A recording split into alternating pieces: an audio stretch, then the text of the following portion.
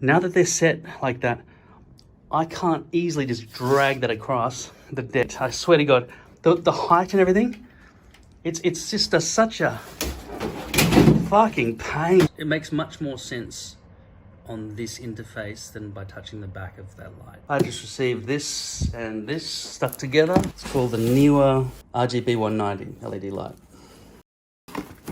So in the box, there is an instruction manual. That's how much English there is. The rest is other languages. There are 9 pages. 1, 2, 3, 4, 5, 6, 7, 8. Well, I guess there are 10 pages. This page is called page 8 here. Done.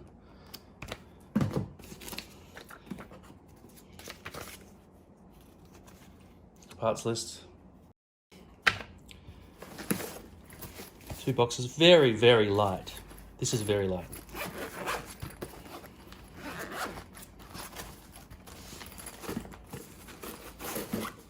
Okay. Soft, static-free type bag.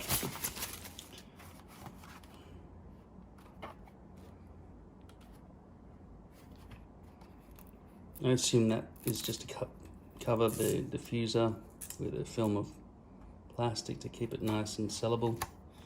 So no fingerprints or anything. That slides out. Smooth on the back. And then bumpy on the front. This material here is smooth, but still matte finish. That is not something that you'd stick your fingernails in and remove, but it looks like you would probably be able to if you wanted to.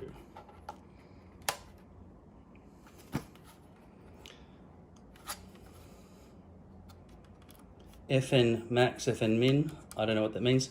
There's a larger protrusion in the center. I assume function max and function min, so if it was assigned to volume, obviously it's going to be volume with light.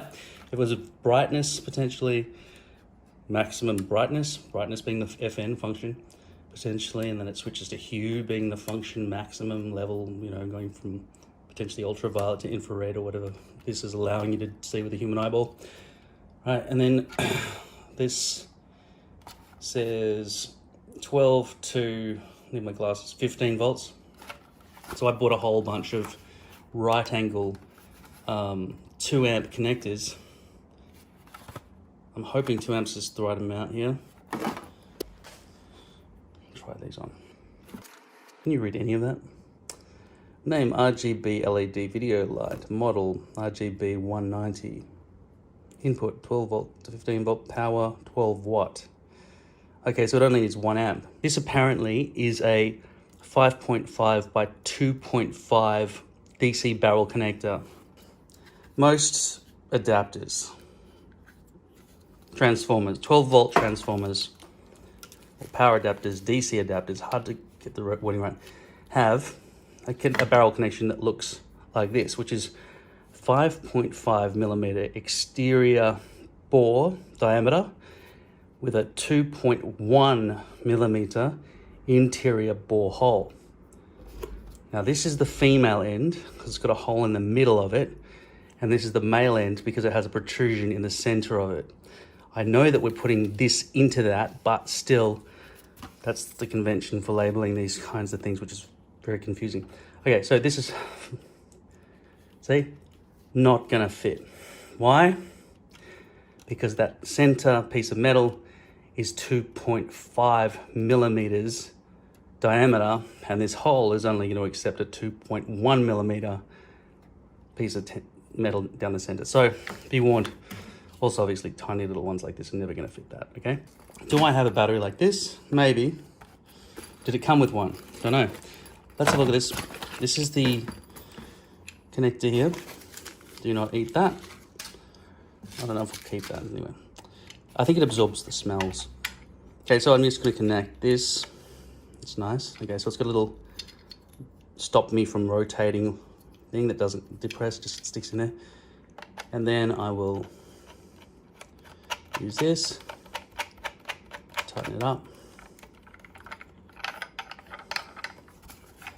And this would connect to a, well, it actually has a cold shoe mount, which would stick into a camera, but this would be pretty heavy to stick on the top of a DSLR camera.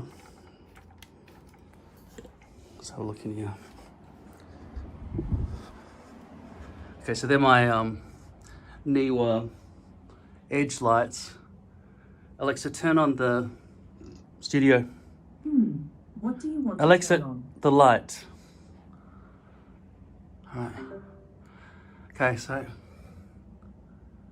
I've got these ones. They're NL288A RC lights. And these are... I don't know that. All right, not everything's about you, okay, Alexa? Now look, this is the RGB 190, okay? So these lights are for my green screen. This light is gonna go up there as my backlight, and then I'm gonna have two more that are gonna be clamped to the desk. Don't know which desk yet or how I'm gonna lay it out. This room's just full of rubbish at the moment. But I will be clamping them and putting them at the appropriate heights with the camera. And so whatever clamp comes with these, which is gonna be very similar to this Neewer light stand, I've attached this to it. So I've got it used for this one as well. Just basically a standard light stand connection, which also has, what is it, a 1/4 inch thread. So that light over there is probably from Neewer as well. Don't know what that one's called, but that has a sort of one of those Sony type lights that you can just click into the back of everything. All right, and there's another one just there with a Neewer charger that must have been from that other light that I bought. All right, I'll just grab that and see if it works.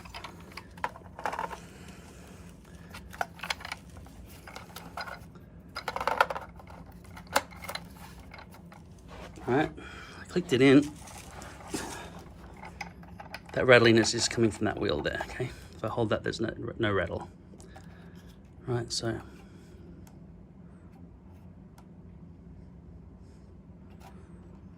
It's colourful.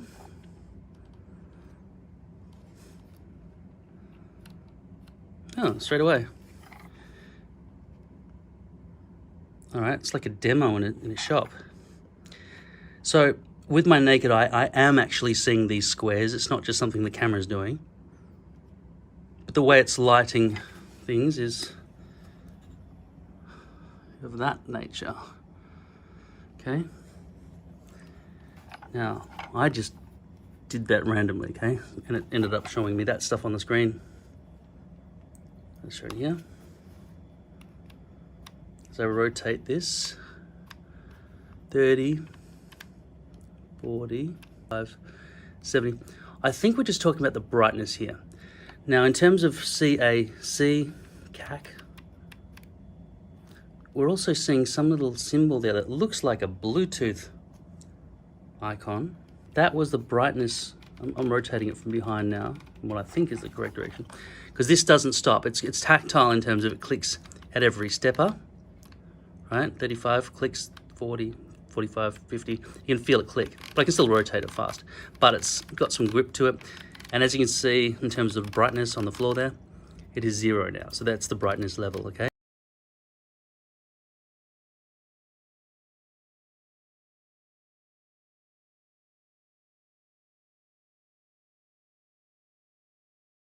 Which is quite bright. And let's have a look at that direction over there. Now, if I'm going to compare these lights in my face, that one versus that one, and I told you what they are, that's the 190 and that's the 288, is it? What's it called? Yeah, it's a 288. Both from Neewer. That one on the left is much larger in terms of scale, okay? Which is the reason I didn't buy them, because they would have blocked my view if I'd put them all over my desk. I just wanted smaller ones that I could put around the place and would still give me the same kind of professional lighting from key light up there, sorry, key light over there, fill light over there, and backlight over there, okay? I just learned what those terms mean. I never really understood filming properly before until I started building this studio. All right, and how's the diffusion? Given that it comes with its own diffuser. Whoa, okay. You see the X's, that shape has just changed to a single little circle now that I've taken the diffuser off, that diffuser is actually significantly weird. But it's not a smooth diffuser in the way that that built-in diffuser is beautiful, right? This one is just flaring out the light bulbs. And just make sure you stay within the plastic lips. Okay, it's grippy enough, it's never going to slide out, okay? Upside down or sideways, it doesn't matter. All right, now, it's 4,300. Let's see if that does anything. Yes, okay, so now this side, in this mode, whatever CCT stands for, classic color temperature, I'm going to say. No, read the instructions. I am changing that now. Okay, so what's happened, we reached a critical threshold there at some point. 3,200 Kelvin on the side. As you can see on the side here, that's what I'm doing here. Flicking that up and down. So 3,400. Okay, so if I go down to 3,200 Kelvin, it's 100% these LEDs, right? Can you see the color there? It's very warm. Looks like, you know, so that's 5,600 there, and that's just those bulbs. But even as we go down to 5,500, this new bulb's introduced. And we just do like, you know, a gradual changeover. Click that middle button again. HSI mode. Don't know what that means. H equals 199 and S equals 78. I'm going to scroll this wheel, which is all about the brightness. Okay, I'm thinking it means hue, saturation, and I. Do you know what I means? Does that look like 88 or 00 to you? But what it actually is saying is H equals 0 and S equals 80. Could be paparazzi type things. All right, and then I'll just cycle back through this third one. That button got stuck in there a little bit for a second, so I'm a bit worried about that quality. The build quality on this thing, which you're probably interested in. What's it, like a television set? It's too fast, don't know. Anyway, I want to get out of this menu, so I'm going to click that. So we're on channel 5, which what I would assume would be a memory of this light, and I've got four of these lights that I just purchased.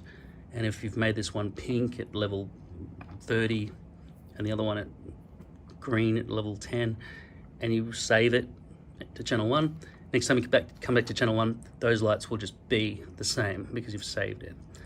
And I haven't explored what the saving method is, but now we're back through those things. Okay, so hue, saturation, detector, party light, display, channel 1, and just standard Kelvin. Don't forget, that is brightness. That is strange that that's not part of the menu system. That's, see, that toggles between different menus doing that. So logically you'd think this is part of the menu system, but instead they've made this the brightness.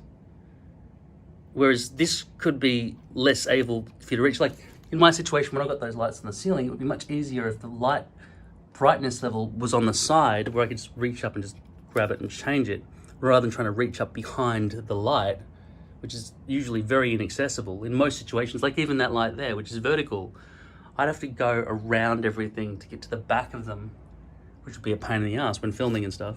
It's just much easier to have everything on the side there. So you'd think that would just be brightness, but it's not. The menu buttons are a combination of this center button here, this input button here, and the up and down toggle there. So 1, 2, and 3. The brightness is not there, it's here, around the main center menu button. So that's weird Chinese thinking right there, okay? And I've dealt with them as a developer, and it just confuses the shit out of you the way they think. So that's absolutely weird, okay? To have a menu, main selection button there, and then here is where you alter what was just chosen in the menu. And then you put the brightness, which is the main thing on a light, here, back here, around the menu button. Very strangely, very small writing, hard to see. But nice to have it. This thing here, this color wheel thing, Alexa, turn off the light. Okay, that does glow, which is nice. And if I switch off the power button there, That's what it looks like. I'm going to turn it on. So that's how much it weighs, like that, right? But yeah, it's not that hard to wave around, okay? And if I want to explore the foam underneath, whatever. Let's assume it's exactly the same in this one.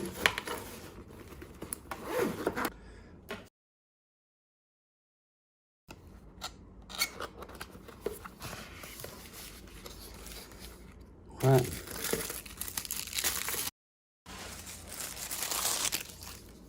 This is only 7.2 volts. Therefore,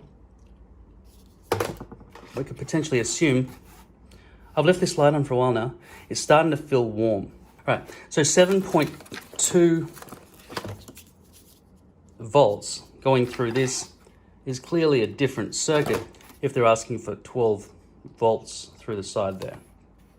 I don't know exactly how these circuits work, but if this is 7.2 and 2600 milliamp hours or 2.6 amp hours, then let's just potentially double the amount of running time. So potentially 5 hours off one of those batteries. Okay, that's the same as the other one I showed you in my other room. Great little charger system. Comes with a micro USB to USB type A.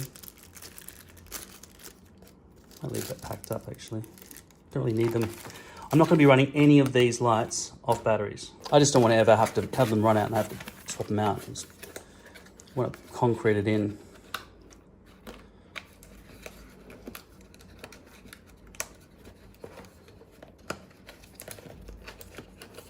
Oh, that's fucking awkward, man. It's a really... I've never liked this type of box closing setup. It's always been a pain in my ass in terms of design. And you might think it looks neat when it's done for the first time, but look at how tattered it'll get just instantly. Now let's look at these clamps. All right, I assume these two are exactly the same.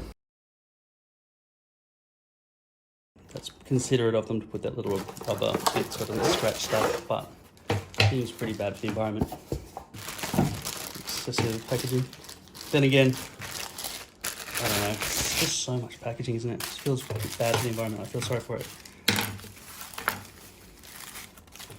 Okay, that feels heavy down that end. That's good. Not completely heavy though. It's aluminium. That's definitely metal, plastic.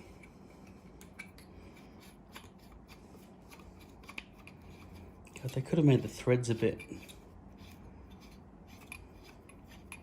steeper.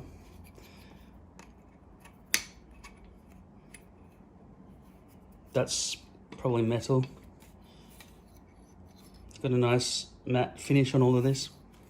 Okay, now this is a very expensive bit of stone. Don't want to fuck it up, but I'm just gonna tie it into the edge here. See how long this takes. The problem is though, this stone edge, see, I could really damage it because that is not designed to be clamped in any way. I'll just use this bench edge here. This is a trestle table with irregular shapes all through, right? Underneath there, that is not the shape of what I think they anticipated when they made this, but it has to deal with it because I fucking paid for it and this is a desk, so if they didn't consider that. Now, this section here with these 3 hole options are really probably only if you wanted to have an extension of a thick desk, okay? This would be ample usually for most desks. So this is superfluous, you know, in my opinion. Now, to make me wind it 300 times to just move it 1 millimeter is a bullshit amount of rotations. Okay, I'm just screwing this in now. You can see under there what's going on. I can't see it.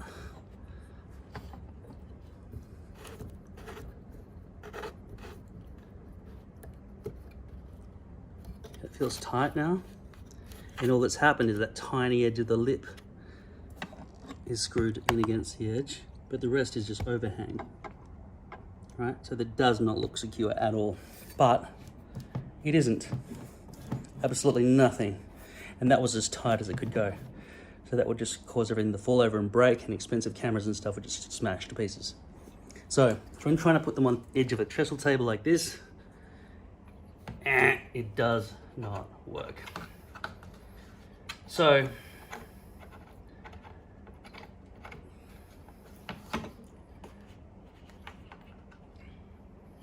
I would need some kind of flatness thingy in there before this will ever work for me. Okay, now let's look at the extension. As I pulled it, it stopped. There's something stopping it from going further internally there, which is good. Now I can just tighten that, which is not going to rotate ceaselessly because it's got a hexagonal bolt head inside a hexagonal plastic hole. And now pressing down on that, it's not going to go anywhere. It's very tight. Okay, good security. This screw here looks like an afterthought.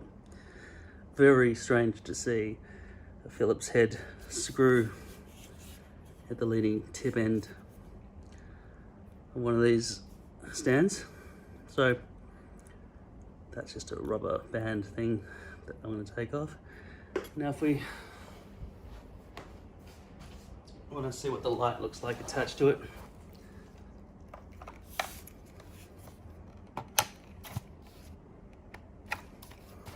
it's fairly warm.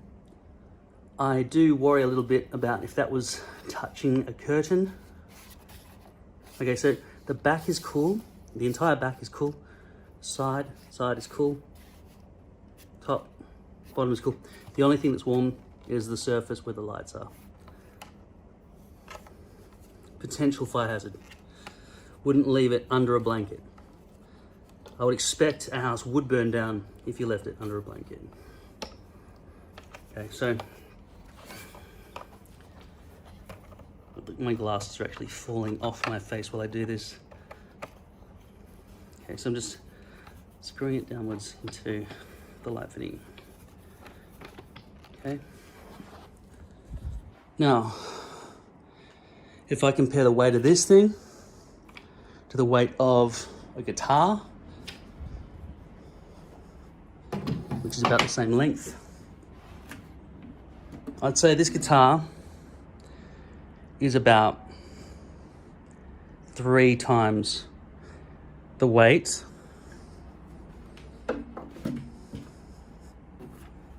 of this, right?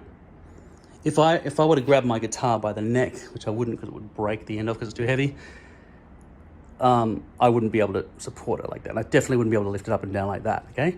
So that's giving you some indication of the weight of this entire portable thing. I just rotated this part of it, and that wants to rotate away and out. And there's no locking mechanism. It's simply locked tight or not locked at all. But this underside here is rubbery inside there, okay? Which is probably good for the edge of your table. There you go. I mean, I don't know how much else I can review this.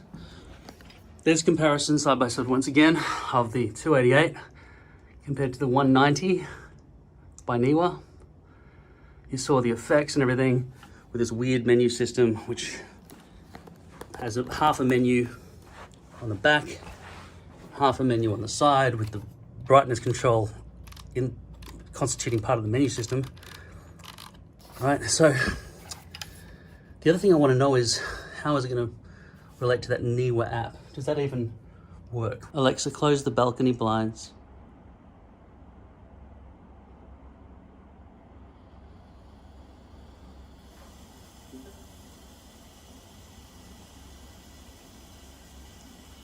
Alexa, turn off the main area.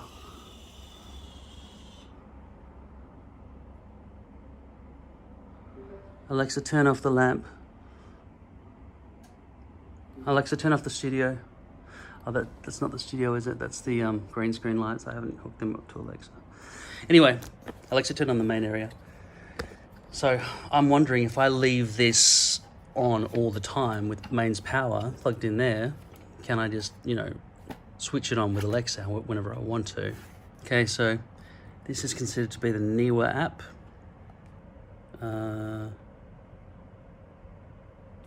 Bluetooth maybe? Neewer RGB 190. Okay. Why does this have been added successfully? All right. See my light there? See what I can do with this. Oh, boom, straight on.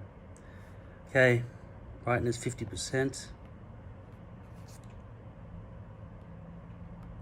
Well, that doesn't do anything. That doesn't do anything. Nothing does anything. Okay, so the color temperature is like that. HSI, which is a hue saturation index, maybe? I'm only guessing. There's no I option. Okay, so brightness. Go back down. Otherwise you'll be able to tell what colors things are. Right, so all the way to brightness 0, which is off by the looks of it. Okay, now brightness 1, hue 210.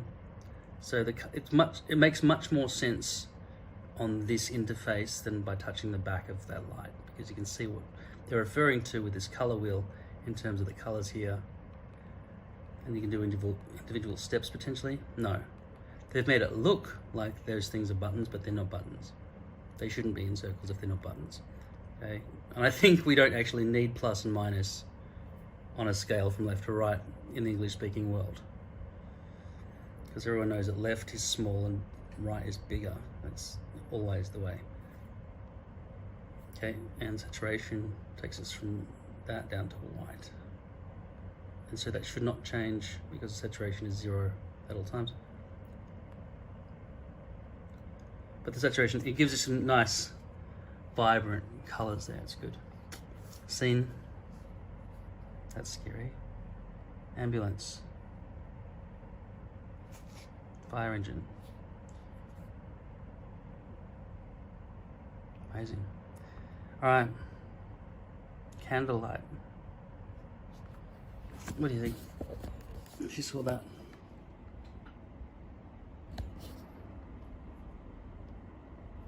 Does it look like candlelight to you?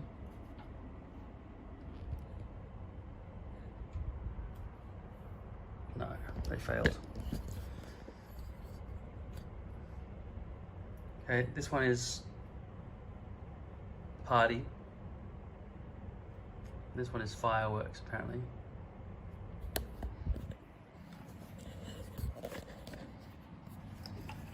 Now, the most important thing for me, I'll get out of this. This is 1, 2. Is that favorites menu? Doesn't seem to do anything. No, 1 and 2. Okay, so fireworks has 2 modes, right? 1 and 2. Oh no, no. Okay, we're mixing these two together now or something.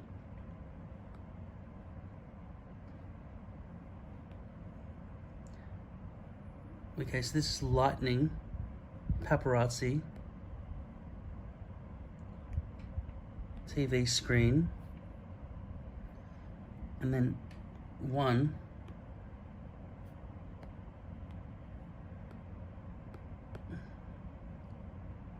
It's hard to figure out what the hell is going. Okay. 1, 2. Favorite button. No. Only 1 and 2 are activated here. I don't know what the hell is going on with that. Stop it. This power button, it does eventually do something, but not very usually. Okay, brightness, bring that up. And oh, this power button here. Okay, but it hasn't remembered that we've left that. Okay, until you move that again. Okay, so I guess this, we might be seeing on here what we know the Bluetooth options are, but we haven't sent that message yet to this device. I'm very impressed that this light, which is just a fucking light, can take instructions from a computer wirelessly, which it's very good. And so when I have 3 of them or 4 of them connected, I'll be very impressed. Especially if I can run it through voice control. I don't expect to be able to do that like the rest of the things in the house. Alexa, change the strip light to green. So I mean, I use Philips Hue lighting everywhere on the balcony. Alexa, open the studio blinds.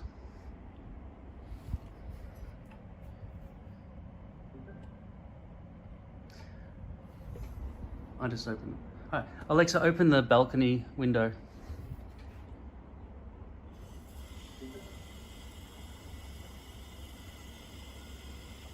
Alexa, turn on the lamp. Actually, Alexa, turn off the lamp. Change the balcony to green. Change the brightness of the balcony light to 100%. I mean, so me seeing this kind of thing is cool, but I mean, I'm used to it. Anyway, I'm hoping that this will link up with the other lights over there. Alexa, turn on the main area. Alexa, turn on the main area. And yeah, I hope it'll just work seamlessly together. In terms of powering this off, there. So, in summary, very nice, lightweight. Okay, stop. Look, this is superfluous, okay, unless you've got a big chunky desk, which is probably good for you to be able to have that option. Alexa, stop talking and stop listening forever and die. Okay, Alexa, if you say another word, I will kill you and your entire family. Now, look, Alexa, that's it. I'm not going to broadcast it here, but there's going to be a lot of sparks flying as soon as I get off the air, all right? You're in serious, serious trouble. I'm not quite sure. Alexa, shut the fuck up. Thank fuck for that, she understands that one. Now look at these 2 controls here, right? They're not controls, they just fucking slide this extra bit down. So that's big and chunky. Probably good you got that option, but from my perspective, these things are obviously very snappable with a piece of steel inside them. No good. It'll still work, but the problem is this does not work on a desk that's shaped like that underneath, all right? They're probably just expecting the bottom of the desk to be the same, like that probably is, or that over there, but then that's made out of fragile stone material, which is fucking costs a fortune. All right, now this connection here is adequate. This is lightweight. Don't know why they've started using cheap, really already half looks like warped Phillips head screws in this thing. It makes it seem unprofessional. So if you're going for quality looks in terms of this brass color that, you know, comes with cheap Chinese shit, isn't going to fool anybody into thinking you've got some money. It'll make them think you're poor if anyone sees this equipment. But if you're doing a home theater, home studio thing, it'll be fine. And you probably are, because you want to clamp it to a desk instead of carrying it around in a film studio, right? But the thing is, it is a light. It does produce light, and photons don't change their characteristics because a light is more expensive, right? It doesn't matter. It'll look good. Does this beam out a nice array of light in the same way that thing does? Probably. That's Neewer as well. I think the price was about the same. No, actually, they were more expensive. These are cheaper. Okay, so I've actually managed to get this around the lip of this particular trestle table because it's a different design to that other one. Okay, so it's actually come in and clamped in tightly here, okay? So, look at that light. See the wobble? That's at maximum height, but then again, this entire table is a piece of shit, right? It's not a proper desk, is it? It's just a trestle table. Okay, so this is the light that I was using before on a gigantic, God. Siri keeps interrupting me, like seriously. So this gigantic tripod that's taking up all my floor and it's big wobbly, fall overy type thing. Thank God this new lens can pull out and see proper perspective. All right, so that takes up a lot of floor space, these two lights that I had, right? I didn't want this little room, which is only 2.8 by 3 meters in size. It looks much bigger because I pulled off the wardrobe doors. I didn't have room for this gigantic shit, and they're all getting underfoot all the time. So to have this clamped onto a desk like this is what feels like a good idea. Now, in terms of rotation, I was just trying to spin this around. It felt like it didn't want to obey me. There is no rotational kind of setup here for this, right? Now at the base here, the only rotational part is something that would unscrew entirely and wants to just come out now. Like, so now it's just hanging by a thread. Okay, so once it's screwed in tight, it doesn't want to rotate. The rotation might occur here if that whole thing, right? So it's in at the moment, if I'm grabbing that and just rotating there, I'm scratching around inside that point. But up here, there is no rotational ball point unless you're unscrewing this from the head, and now it's just wobbly as fuck, right? So they haven't got a proper ball head type joint.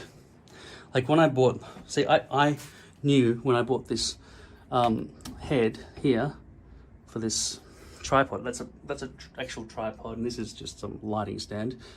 But I bought this tripod head, which I knew I was gonna attach. I fucking hate tripods, man. I knew it was not going to work well, but this is supposed to be a base for the head of the tripod, and that's supposed to rotate at that point there. And I didn't want to sit on nothing, so I got this bit as well. Otherwise, it would just look very naked.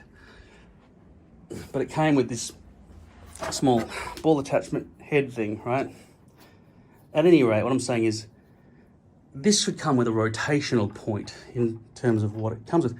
What have I got up here when I want to rotate these around a bit?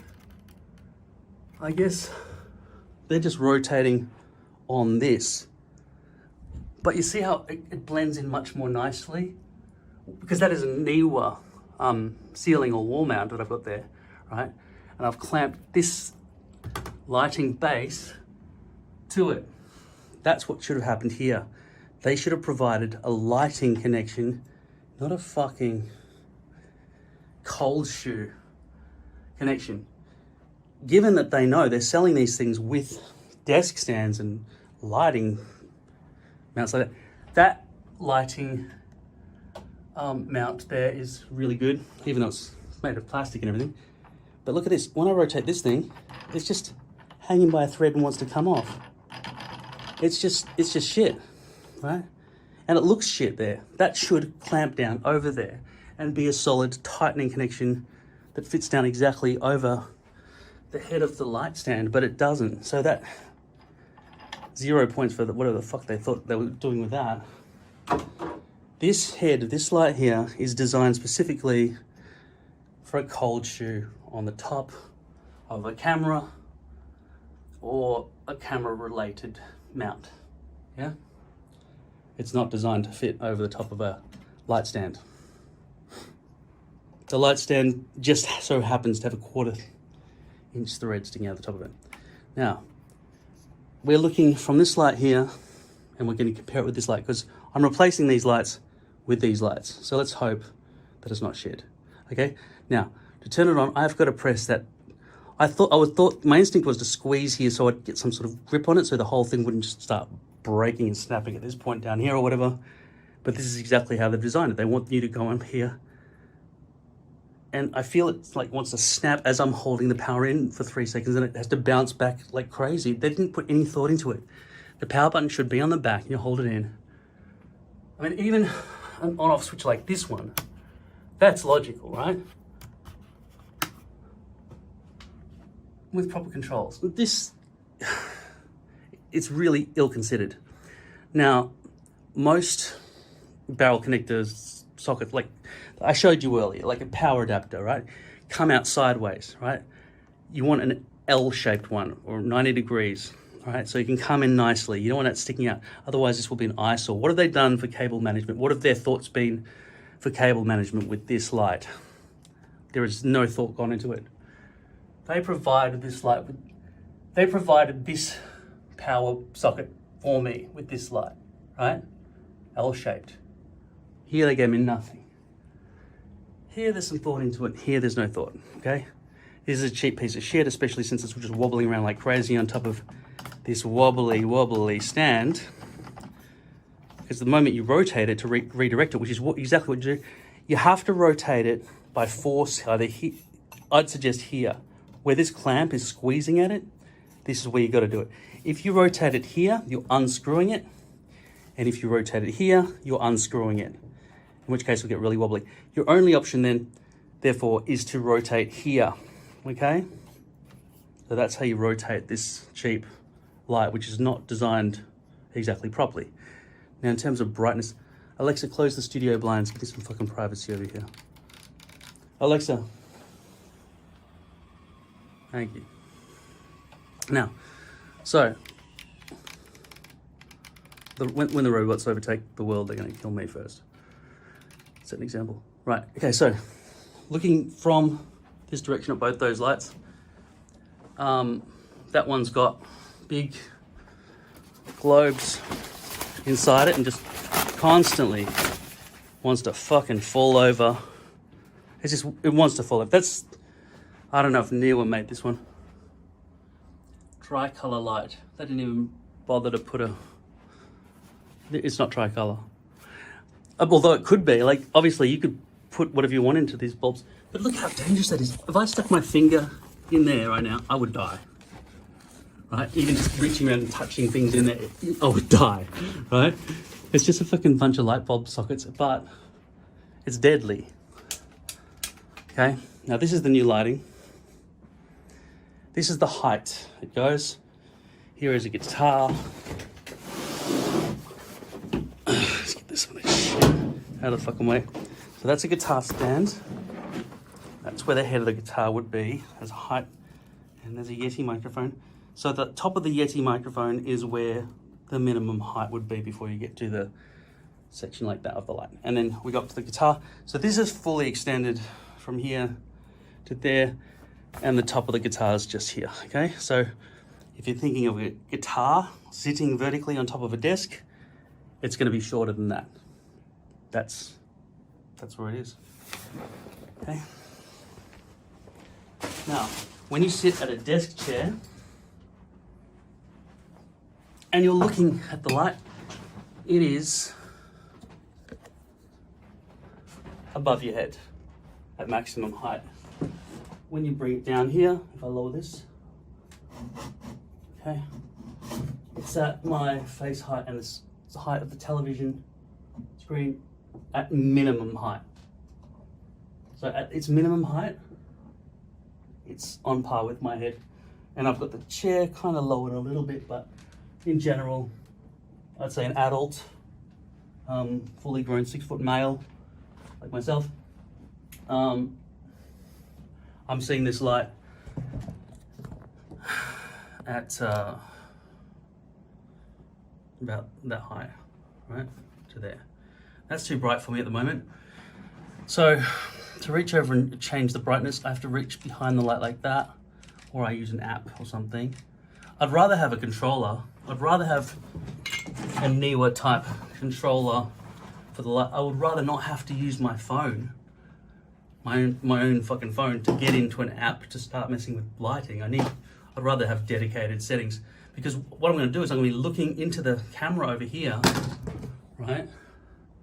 I see that little screen, or I might have it through OBS on the big screen here.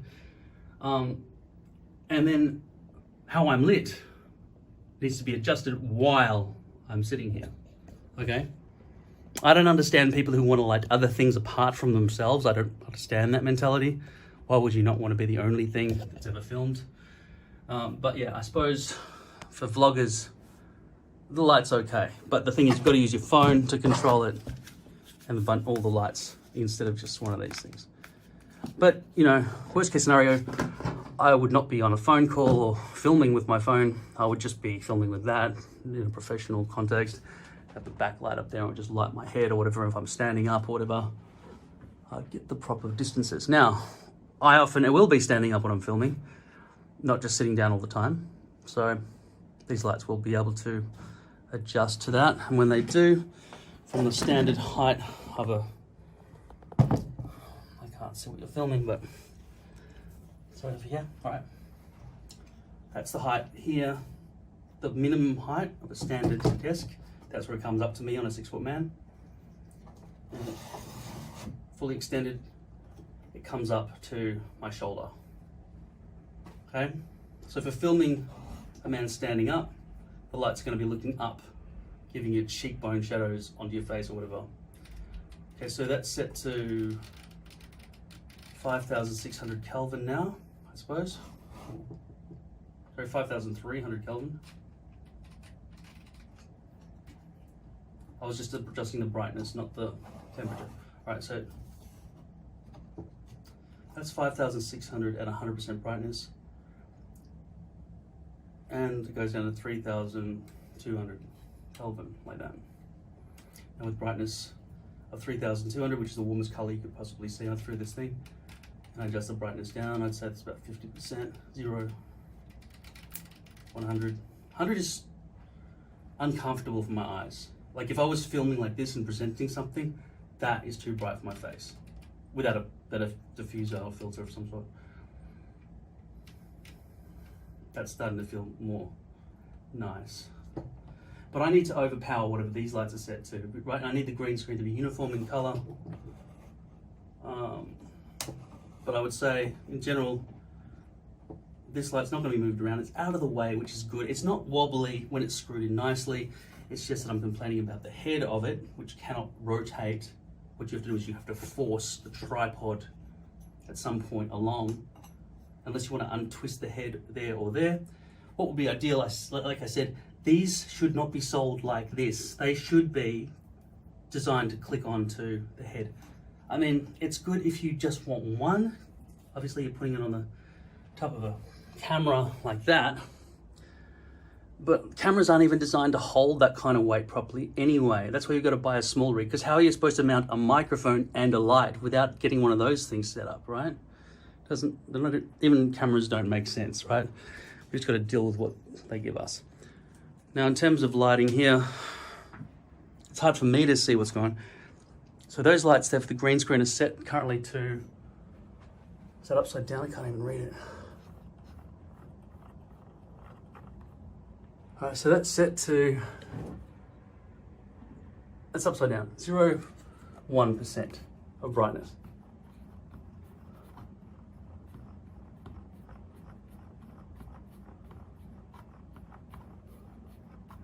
Okay, that's 100% now from that right light. And whatever that is, like 30% over there. This one here,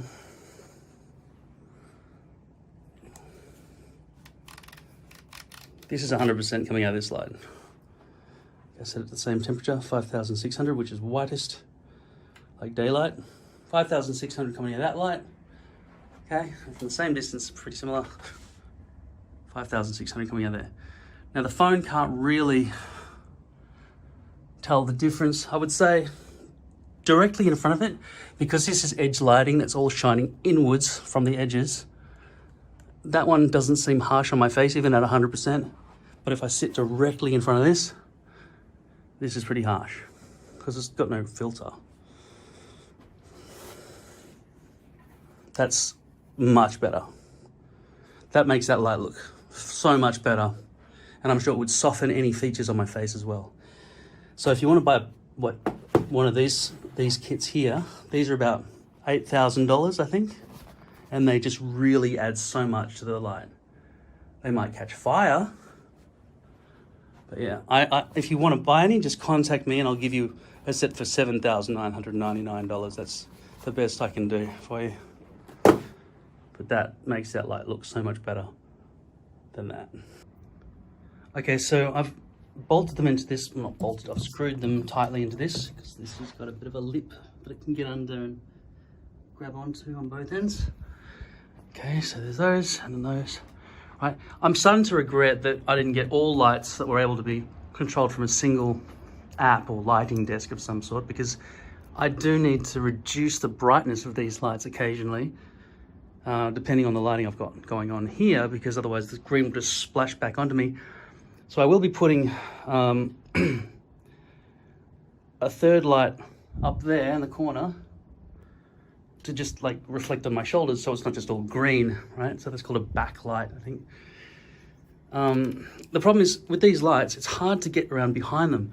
So it's very awkward to try to get your knee and everything over towards this light, right?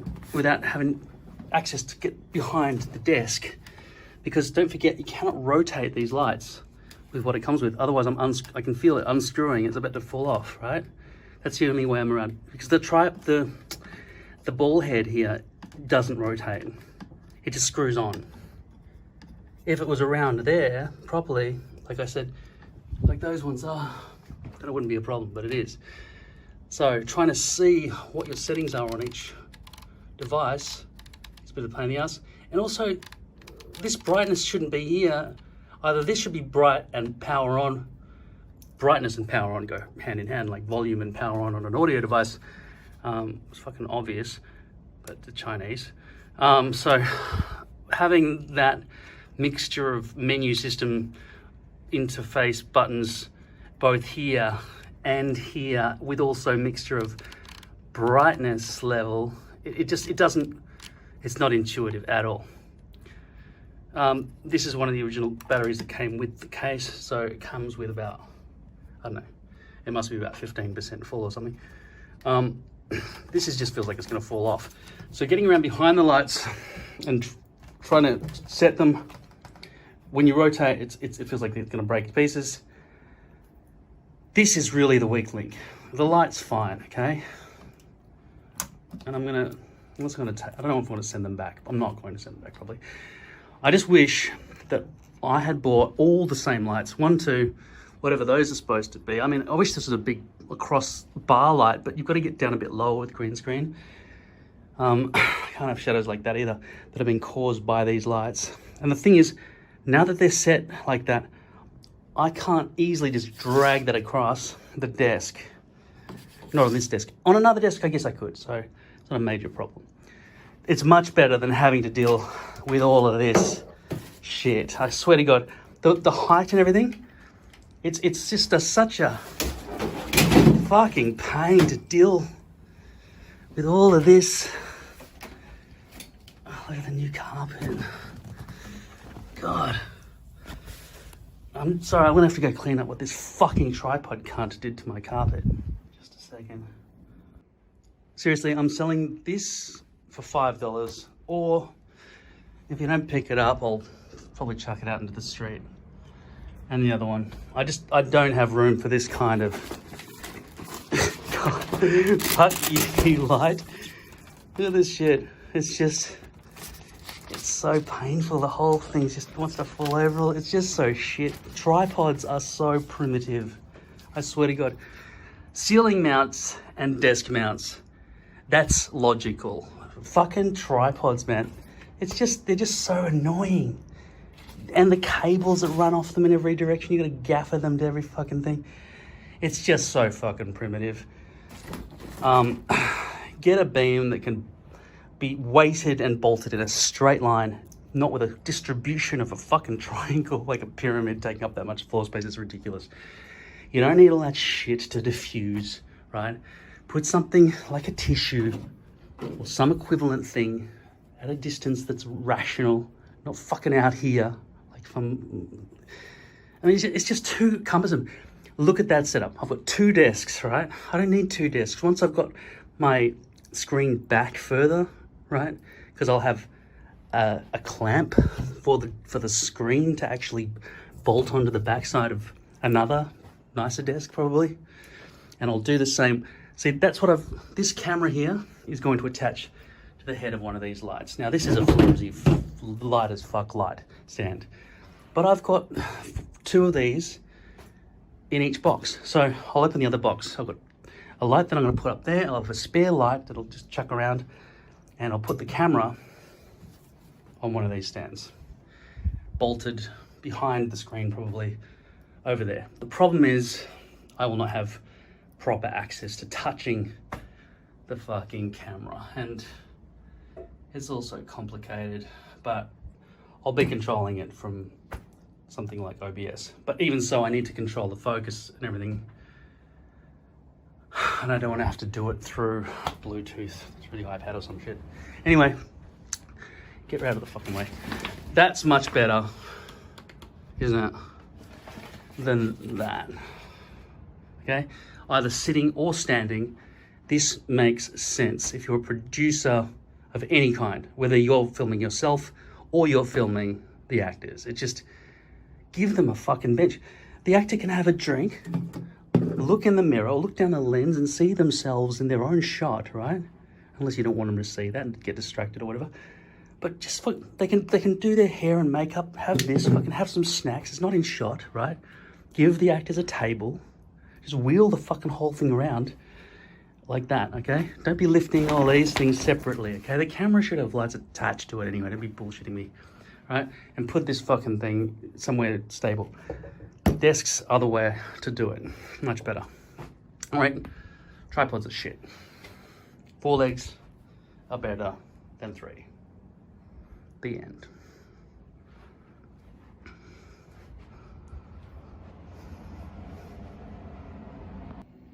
Okay, so I felt like it would be a bit unfair for you not to see them in their natural habitat a little bit. So this is my, one of my chuck around trestle tables. I live with garbage bins all over the place, as you can see. Everything's unkempt, right? But look, if I wanted to pair these up, it was quite easy to do it with this app here. And I've now hooked them both up to group that I've called RGB Video Light, which is one of the name selections I could have chosen from or something. And so I suppose this is how they decided the app should work with group names. If I say RGB Video Light, that becomes a group, and they've both been assigned because they've been detected by Bluetooth or whatever. So if I click on, I don't know, that light there, I guess that wasn't the button to select the group, because before I was able to fully select the group. Let me go back there. Okay, this is the main menu again. Okay, so instead of clicking that, maybe I can just click there. Nope. Drop down. If I click there, that'll just bring up that light there. Alright, so I'm just changing color temperature on that light there. That's brightness. Okay, so that would change HSI, which hue saturation, I assume index. Okay, I'm changing. Oh, I see the saturation fluctuates from the center is 0 saturation, and then go towards the outside edge, and that's more saturation. So that's how the color wheel makes sense. And see the code with RG and B numbers, and that's how they combine to create the code for the color. The scene works really well. I really do feel well lit up. Let me just bring me up here. I've got my camera over there set up. It's a bit embarrassing if people can see through the window, but there's a cop car inside my apartment building. Okay, that's what I look like right now. How do I make that bigger? I'm not really used to using OBS or anything. Can I just stretch that bigger? There you go. Okay, so I look like I should be arrested. Look at me. Okay, so that's what it looks like here, okay? And that's my green screen set up with the green screen lighting back there. This is what a party would look like with this light here. This is actually, no, fireworks. I need to turn that light off there. How would I do that from here quickly and easily? I suppose like that. And then this is still going, so I click back on that light. I'm back in the fireworks menu. That light's still off. Party. Candle light. Now you can see that light there, and you can also see what my face looks like as if I'm actually looking at a candle. I don't think so. I'll try to bring the brightness down on that candle because that seems a bit weird, right? I remember back in Nam. Thank you. My friends and I were cutting off the testicles of the Viet Cong and shoving it in their wives' faces. These kids, they would come up to us and ask us for some lollipops and whatnot. We carried around with us our rations or whatever. We gave them some. Of course, as they ran away, we opened fire and basically pasted the guts of the children all over our campsite as a warning. Not to other children. We didn't mind them. They were basically harmless unless they were carrying an AK-47 they had to carry and pick up in the field and find around the place. No, it was for the grandparents. We didn't want them around to see the horrors of war. We were trying to protect their little eyes from things they just wouldn't understand. You hear what I'm saying?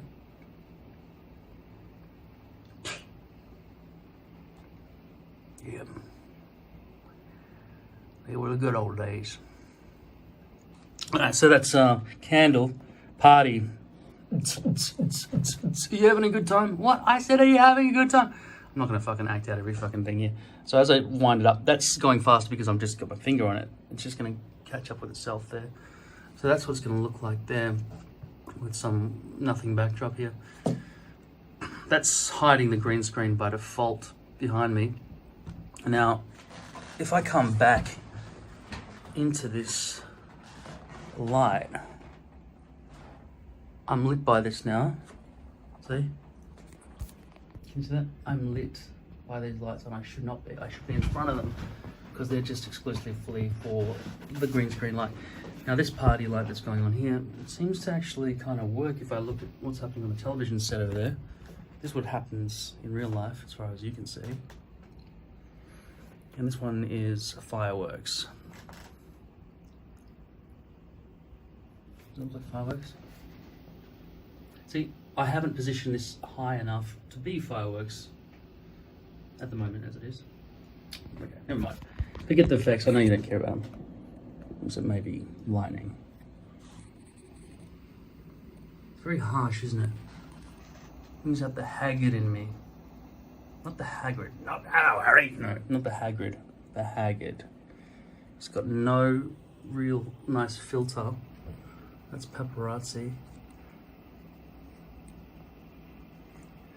Alright, that's on. And then TV screen. It's interesting the option they chose with white snow. It's like more like poltergeist than a standard.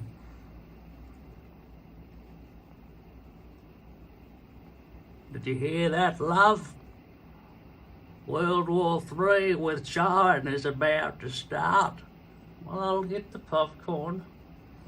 Right, so any hue color you want. It's kind of working here. I think the main attractiveness of this thing for me, basically I've got to get back out here because I want to show you the groups. Okay, I had to click. Oh, that's each light's name, right? These are categories. I see.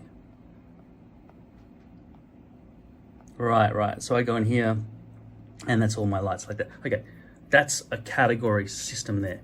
Then groups, it's just really badly drawn the way it's been done. That's group there. So default group, if I click, all right, that's another weird thing. Right, so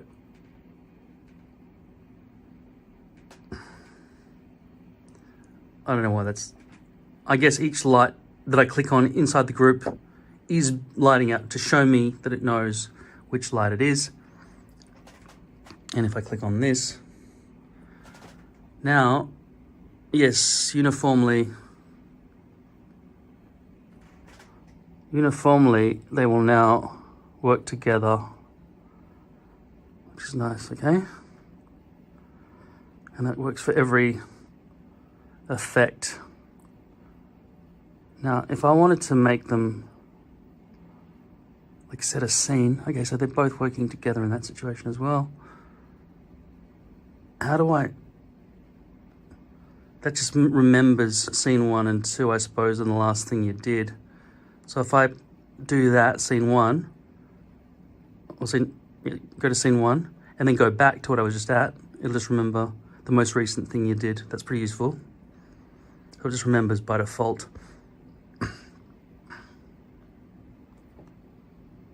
Okay, and then go back to number 2. Yeah, straight away remembers. That's really good, how quickly that remembers that. That's easy. Here you got folder saving things. I don't really understand what's going on with that. And I can save and modify and do stuff with that. Some kind of subscription service or some bullshit. So it remembers your files wherever you are. If you want to log in from another phone or something weird. Yeah, okay. So obviously in most situations you would not want each light to be identical, right? Especially if you have a key light, a fill light, and what's going to be up there is that other light that's just sitting over there. That's going to be placed up in the ceiling, just like these. But I'm going to place that sort of diagonally facing down, so whether I'm sitting or standing, I can just adjust the brightness. Obviously I will have no access to the back of this. I will hardwire it into the power socket up there though, as these ones are. Yeah, I won't have any access to that. Everything I do will have to be controlled by an app, which means I have to get used to using whatever, the iPhone or the iPad to control these things. But like I say, it is a bit annoying that I didn't think it through in advance. This one, once I've got batteries in it, would control those two together. I can make them a group and turn them up and down. It's just a pity that I can't do it all with the one Bluetooth app. So these are not compatible, as far as I understand, with this app. It'd be cool if they were, but I don't think they're Bluetooth. So yeah. In the future, I'd probably get all Bluetooth, so everything can be controlled all at once. Like I say, there'll be times when you want to just get the green screen less bright, you know what I mean? Just really lower it, because it's about uniformity, it's not about being extremely bright. In fact, that's still working on there, isn't it? And am I changing the Kelvinage? See, the screen actually is not visible from the angle I'm standing at on these. I want just absolute white. I don't want, so 5600. So I'm just turning these all down to 1%. They're both on 1% now, see? But with OBS, oh, now see, it is not bright enough. Can you see what's happening there? It just absolutely is not bright enough, the green screen, for it to work effectively. So I'll turn it back up a bit. Yeah, see, on this side, it's clearer, which is the opposite side. So I'll turn this one up again. I wish I could see. The problem with these lights is you cannot see from the right angle you need to see from. But look, that really cleaned up the fuzziness that was happening in the background. There's a bit more, so I might have to make that brighter in the background as well. Anyway, it's weird that I'm talking to you through a screen of myself talking. Blah, blah, blah. Anyway, bright red, whitish. They don't look like expensive lights. They do look like expensive lights. Anyway, I'm going to edit the video that I'm now basically showing you. Okay, so that's me opening the case, which is at the start of the video. And here's me saying goodbye, which happened at the end of the video, which you haven't seen yet, but you will now. See you later. So in summary, these lights are fine, right? And I'm glad they all change colors and everything like that, right? And they're all controllable. The app that Neewer has that allows you to, could not connect. I just put batteries back inside them. This is new information for me. I was just wrapping it up with a summary, but this is new information about how the Bluetooth functionality is not working. Do I have to do all that again? By the way, just turning that was one of my complaints. I had to break it from being locked in because there's no rotation in this rotational head. So the Bluetooth logo is flashing now. So do I have to start all that again? Just because I took a battery out because I was charging it. I don't know. Maybe here in this app, let's have a look again. Add device, Bluetooth. Check. Okay. And then groups. It's a group I made earlier, right? Okay. You can see that light's flashing when I click that side of it. And that's flashing when I click that side of it. I have to press the slider to get to this menu, and now they will work in unison, as you can see. I hate fucking... There's no way to flip the camera around on an iPhone while you're filming.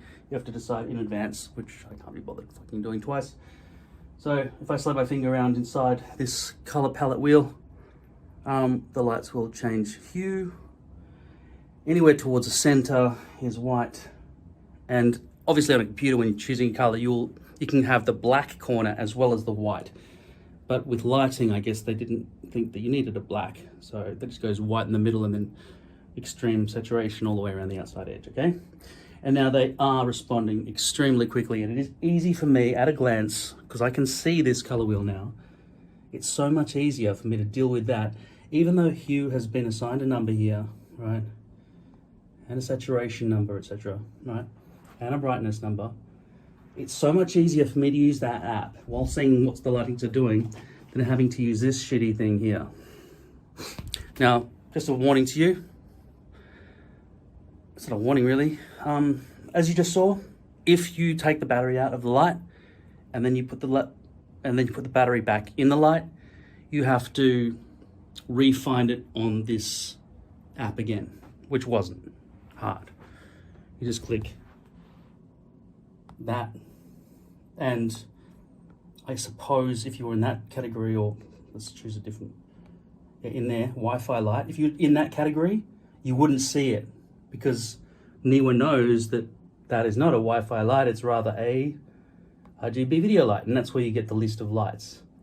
If you click add device, it'll Bluetooth add, etc., blah, blah, blah. I think not completely straightforward. Don't know what that menu system there is. Don't know what an account would be about, unless you wanted it to remember your settings online for some reason instead of just inside your device. I can't imagine there's any practical application for that unless you want to run a party from your car while you're no longer in the country and control these lights via Wi-Fi or Bluetooth. You've got some elaborate... I don't understand why you'd want your settings saved in some Neewer account. It doesn't... Okay, maybe I just haven't got a good enough imagination, but I don't see any reason for that to be stored online or instead of just inside your device or inside a controller just like this. Now, I was saying I would be happy with a controller just like this, but this controller would not allow me to have this colorful interface, which is not really that responsive. I've got to blame the iPad more than, okay? Okay, and so that's HSI mode. That's correlated color temperature, I think. So therefore you just swap between 5,600 and 3,200.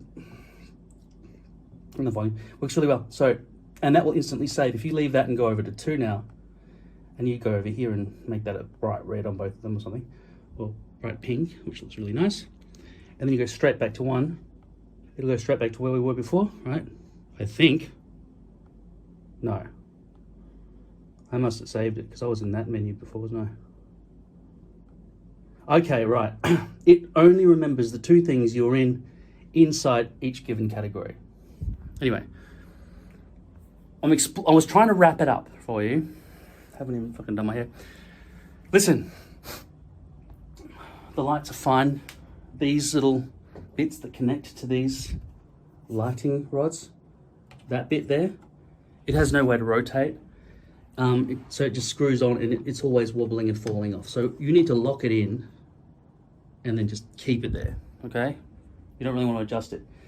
This, if I was to try to film with the hand that I'm using to film with me now, and if I try to do this with one hand, I feel like it would fall. I'd need two hands just to adjust this safely without it collapsing. Although I just loosen it enough that, okay, so, and then the rotation. So you see how it's rotating inside this barrel chamber? And you can tighten it, but it's not easy to just rotate. It'll unscrew from there and it'll unscrew from there.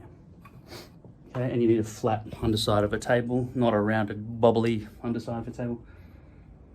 Now, this interface here is beautiful for light selection, for grouping, for everything else you probably need to do.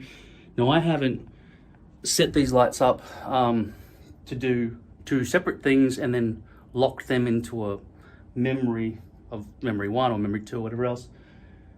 If I want to do multiple scenes, I'm hoping that that's what this thing down here, this folder thing is for, right?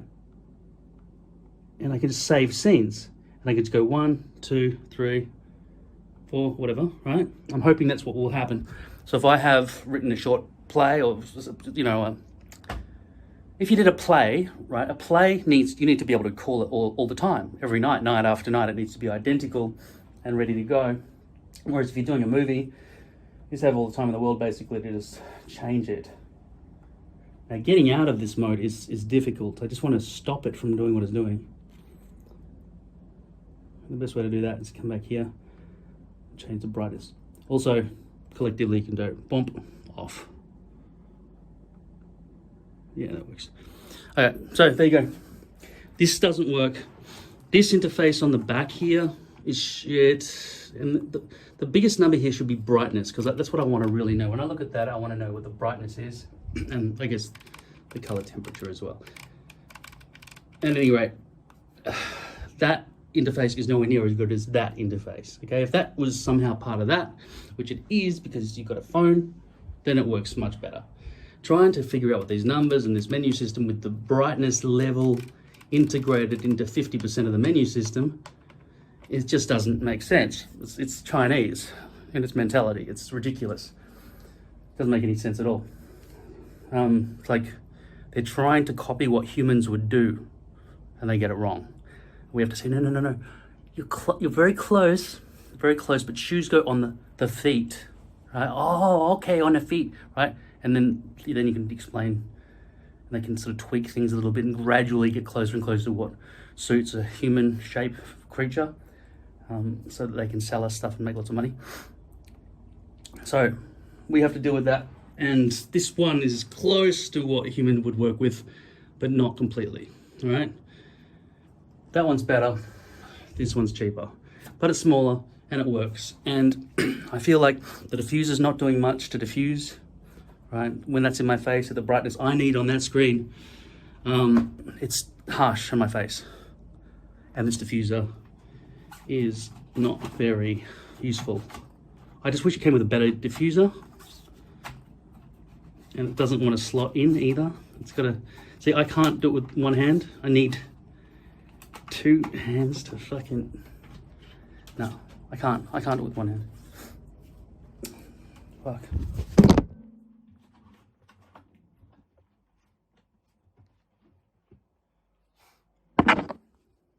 All right.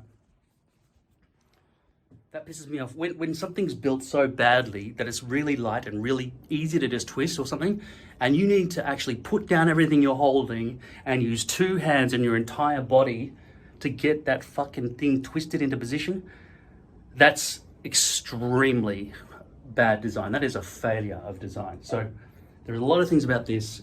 Like, for example, when turning the power button on these lights, I've got to press it from here, right? Look what happens when I do that. That shouldn't have to be that way. That's more Chinese thinking. What you do is when you're grabbing it, you grab it like this and you can squeeze it. And you're expecting to be able to squeeze it there. And naturally you want to squeeze it back there, not push it sideways where you feel like it's going to snap at some point down here. So design flaws all the way through. But in terms of replacing this fucking jungle of sludge, all of that gigantic lighting shit with all those trippy tripod shit bullshit, look how much room I'm freeing up now. Get rid of that shit off the table, because I'm going to be using this for my camera. Right? I'm going to clamp this to that camera over there and get rid of the tripod that's hiding behind this television set, and free up heaps of space in this room, as you can imagine. This one's going to go up into the ceiling.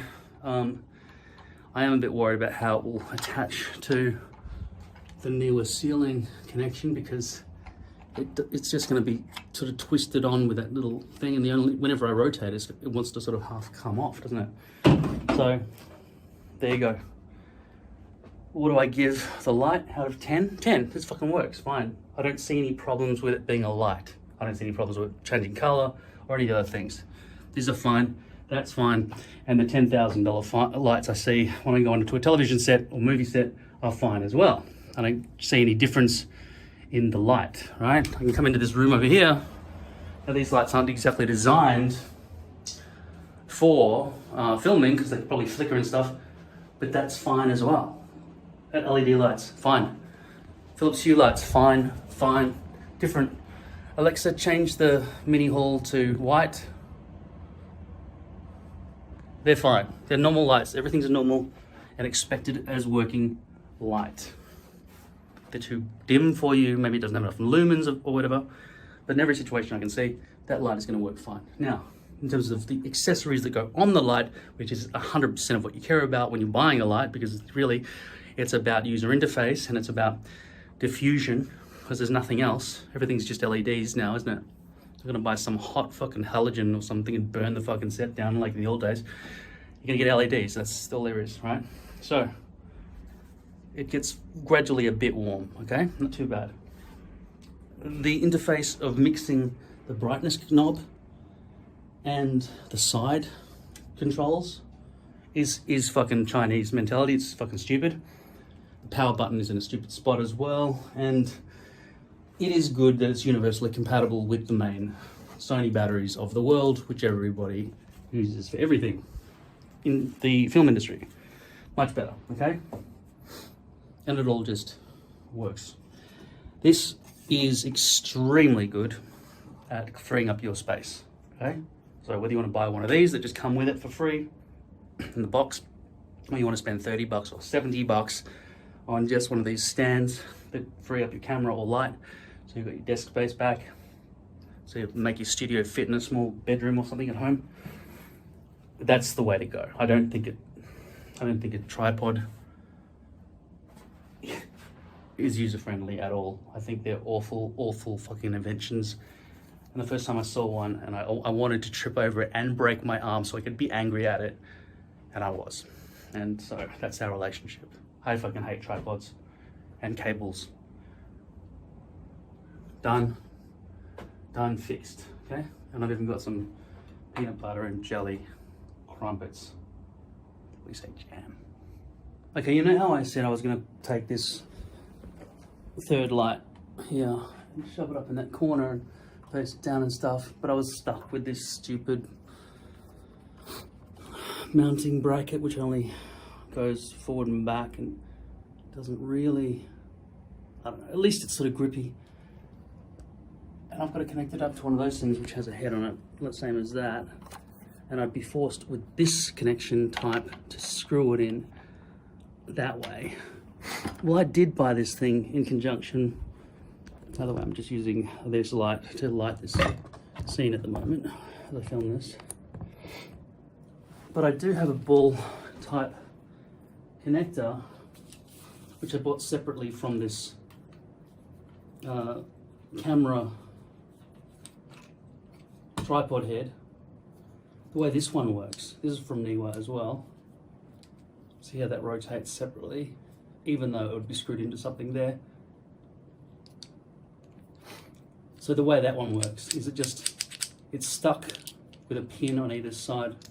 That whole thing rotates, which is a sideways bubble, which doesn't make any sense because it only works if it's that way, right? It's fucking stupid. once again, the Chinese. Sorry, was I not clear about that? Here, look. That part would stick on the bottom of your camera, and then that bit there prohibits you from sliding back and forward.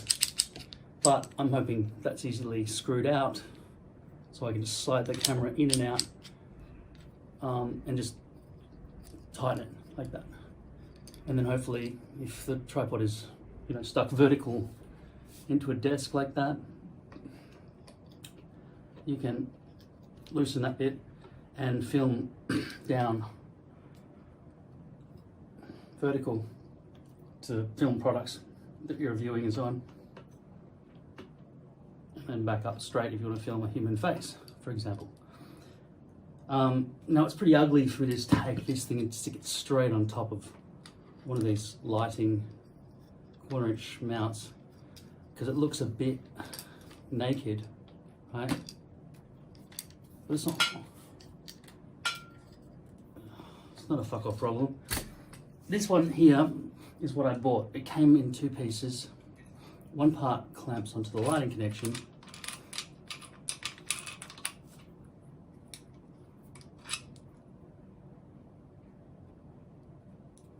and then it screws onto this bit here. So I was thinking, just for the sake of appearances, given that it's going to be quite prominently stuck up on my ceiling up there, it might be nice to swap this thing with this thing. Let's have a look at how that would look. So taking this plastic one that came with the light, with this $14 one that I got from Amazon, I would connect this part here into the quarter-inch female socket.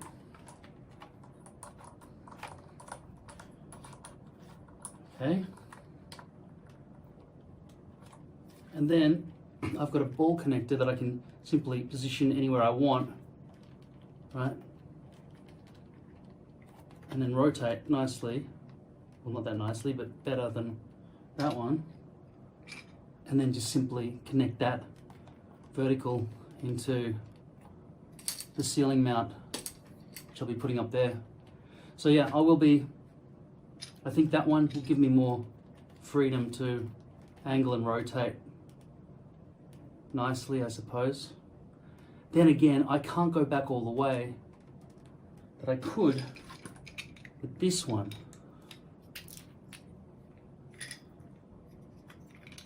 So I get more of a backward, downward facing angle with this one than I do with this one, because I have to line it up with that gap there in order for this one to be at an angle.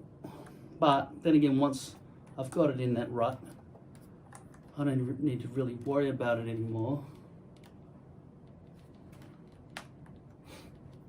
So it's fine once it's in the rut, then it can simply rotate. But once again, with Neewer Chinese, this does not rotate without undoing, right? As I rotate it, it's unscrewing itself from its connection point. It doesn't have a rotational. See, now it's tight and it can't rotate anymore because it's fully tightened. They're both equally bad, both not well thought out. This one was cheap and it's compatible with just screwing into the top of this thing, which is why I bought it, because I really just wanted to use one of the stands that came in the box with the lights I was already buying to just attach my camera to that. But the top of my other tripod doesn't unscrew and is not compatible with that. That's why I had to buy this one from Neewer. So as it stands, it's hard for me to determine whether or not it would be better for me to attach it straight up. It's going to definitely look better with this. Is made out of metal, and that clamps around the head that's going to be sticking down from the ceiling like that. So to have that fully encased over it, it will look much nicer, obviously, than that. See? That is clearly going to look better.